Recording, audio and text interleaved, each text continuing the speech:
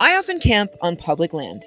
I follow the rules, I keep my area clean, I stay within the time limits, I respect nature, and I respect people. But this past week, someone stepped into my space without warning, without permission, and without identifying himself. And the worst part is, he had the authority to do it. If you're new here, hey, I'm Bunny. I live full time in my self built van with my German Shepherd Sparrow, traveling across the US, mostly on public land. I've been living this nomadic lifestyle for 12 years, and I document it all here on YouTube. The highs, the heartbreaks, the real stuff that happens when you trade four walls for four wheels. My goal here is to inspire people to live more freely and more ethically, and to talk about the parts of van life that don't always make it onto the Instagram posts. So if you're into honesty, wild places, and navigating life outside of the system, welcome. I am so glad you're here. So here it was, a quiet Saturday morning. I was at a legal dispersed camp spot. I'm minding my own business, I'm reading a book, no music, no fire, nothing out of order. I had already filmed a bit that day, just some footage of the view, my setup, the peace I was finally starting to feel again. And then I heard a vehicle roll up. I looked outside and saw a government truck parked sideways, completely blocking me in my campsite. There's like a huge dip over there, so I can't, like, it's a huge drop off. I can't drive over there. So I wonder why they're doing that. National Forest Service. Now, at first, I didn't even see anyone step out, and then a man walked straight into my camp. No radio call, no hello, no identification. He wasn't even wearing a badge. He walked up to my van like he had every right to be there. And the thing is, I didn't know who he was. I've had experiences in the past where someone has impersonated a police officer and come up to my vehicle. It was one of the scariest moments of my entire van life experiences, and it happened in California.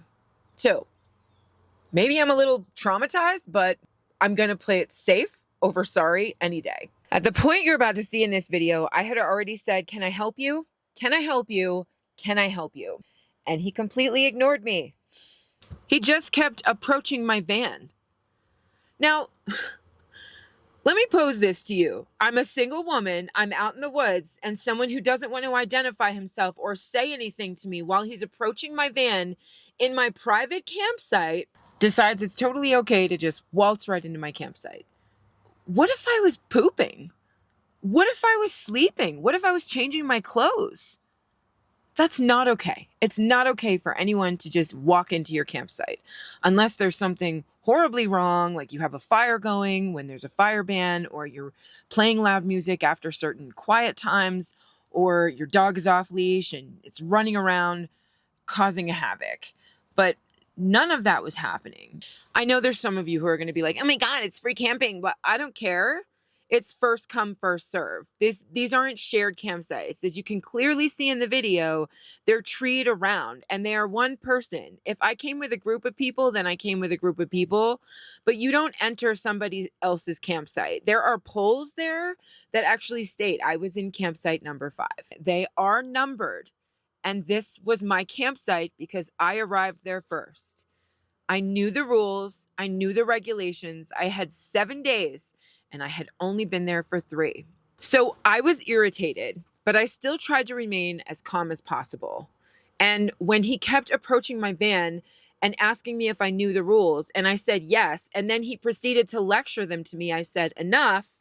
Now you're harassing me. You're in my space, and I was having a peaceful Saturday, and now you're ruining that. Please leave me alone." If you're a woman and your campsite has ever been invaded by unwanted presence, you know how irritating it can be and how it's triggering. And I'm sorry, but in my experience, when you're nice to men that come in uninvited, they take advantage of you. So immediately, I'm going to put up a sassy attitude. And to be honest, what you're about to see is not very sassy on the bunny scale. Have you had a chance to get familiar with the rules and regs? Yes, thank you. So 7 days in a 30-day period in the Thank you. Basin. I'm fully Leave it aware. better than what you found it. Yep. That little wave, that little mocking that I'm filming him. I get that a lot from law enforcement, but I'm sorry. I'm not sorry. I'm going to be the one who always pulls out the camera, and I'm going to encourage everyone else to do so as well, because it seems like their tone changes the minute you start recording. And they're most likely recording you too. So it's always their word against yours, unless you have footage. See you later. Okay. What's your name?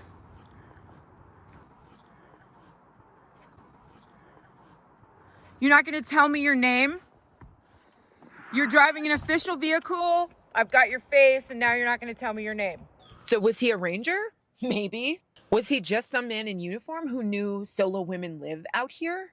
That possibility lives in the back of my mind every single day. I asked him, and very clearly, to state who he was, to identify himself. He completely ignored me the 3 times I asked him. And it wasn't in a he didn't hear me kind of way, because when he got into his truck, he turned on the engine and then at regular voice volume said, "Have a nice day, ma'am." Have a good day, ma'am. He heard me. And that's when the feeling shifted. It wasn't a routine check anymore. It was personal. It felt invasive, and it felt unsafe. Okay, but let's be really clear about something. Rangers do have the legal authority to check on campers. They can enforce stay limits, fire bans, and dumping laws. That part I completely understand. But walking into someone's camp after blocking their way out and then refusing to identify yourself? What? That's not policy. That's power. And when you're a woman alone in the woods, power like that doesn't feel like protection. It feels like a threat. Now, I might have been sassy with him, but I didn't raise my voice, I didn't curse, and I didn't make accusations. I asked who he was, and I was dismissed. That's the kind of moment that doesn't seem huge on paper, but in your body, it registers as danger. Because when someone with authority ignores your request for basic identification, what else are they willing to ignore? I'm sharing this because I know I'm not the only one this has happened to. If you're a solo traveler, especially a woman, you've probably had a moment where something just didn't feel right, and you had to talk yourself out of reacting too strongly.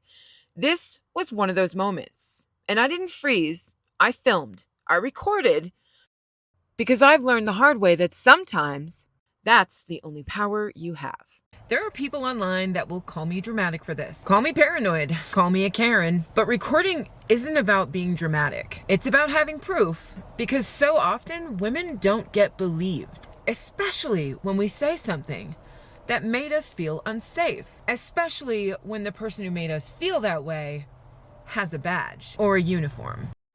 If you're finding value in these kinds of stories, the ones that don't make it into mainstream van life, I'd love for you to stick around. Subscribe if you haven't already, and if you want to help me keep doing this work, you can become a member on Patreon. That's where I share more personal updates, behind-the-scenes thoughts, and bonus content. And if you're into deeper conversations about solo travel, systems, and safety, I co-host a podcast called The Knock, Waking Up Van Life. You can find all the links down below in the caption. Here's what Rangers are supposed to do.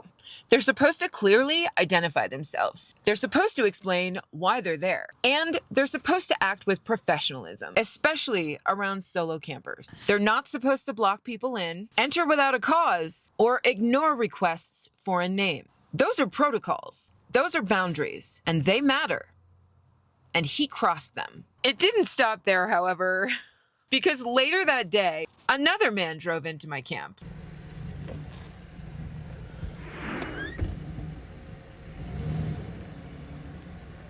This one in a massive pickup and a trailer.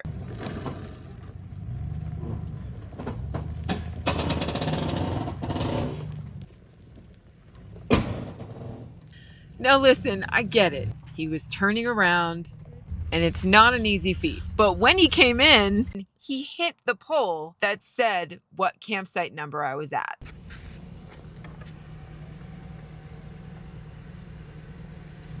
And when he saw that I was recording, he yelled out, Hope you put that on YouTube.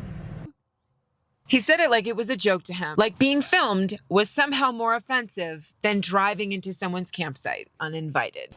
If you've ever been in a situation like this, I see you. If you've ever doubted yourself after something scary happened, I hear you. You're not overreacting. You're not weak. You're aware. And the more we normalize speaking up, the harder it becomes for this behavior to go unchecked. There was one more incident. That night, after deciding I was going to leave in the morning, I woke up to someone in my campsite. I don't care how normal this has become out here, waking up to a stranger in your campsite is never okay. This is my safe place, and after everything that's happened lately, I'm not brushing this off. Women, especially those of us who live on the road, you are allowed to draw a hard line. You're allowed to say, It's time to go. Time to go. Find your own site. you don't owe anyone politeness when your safety is on the line. Listen, I'm not here to fight every battle. I'm not here to make enemies. I just want what we all want when we go out to camp in nature: peace, respect, and safety. And if standing up for that makes me a problem, then I'm okay being a problem. Because if one woman sees this and feels more prepared next time, and if one ranger rethinks how they approach someone in the wild, then it was worth it. If you believe public land should be safe for everyone, please share this and leave a comment and add your experience. And if you're a ranger watching this, I'm asking you, human to human, show us the respect you'd want your daughter to receive if she were out here alone. Because we're not asking for special treatment, we're asking for basic decency.